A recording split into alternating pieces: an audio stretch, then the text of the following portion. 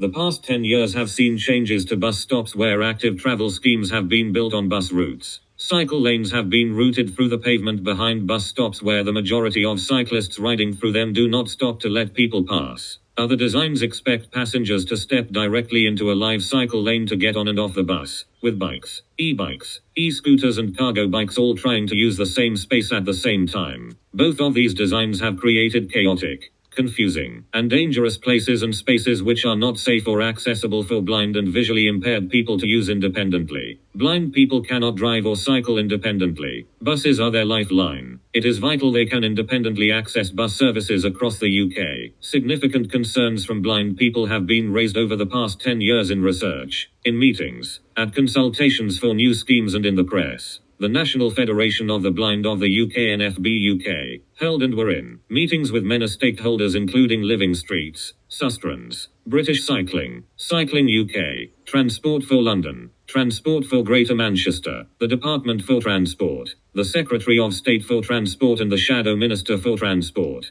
The NFB UK petitioned the Mayor of London and petitioned Rishi Sunak 5 times at 10 Downing Street to stop any more of these bus stops being built. The petition now has over 280 supporting organisations from across the UK. However, none of this has prevented more schemes being built. This cannot continue. New active travel schemes have to be integrated into the transport network and cannot come at the expense of blind people's access needs to use public transport. The bus has to be able to pull up to the pavement so passengers can board and alight the bus directly from the pavement without having to cross or step into a cycle lane first, with cyclists having the opportunity to stop and wait in the cycle lane behind the bus to let this maneuver take place. This will allow blind people to be able to step straight onto the pavement and carry on their journey independently. Cyclists can see and can stop, and they should be willing to wait behind the bus in the cycle lane to allow all passengers to safely travel by bus. This dark period of discrimination against blind and visually impaired people's access needs has to come to an end with the start of the new government, and we need urgent action to stop any more being built. There has to be no place for any form of discrimination in this new government, and that includes in the built environment.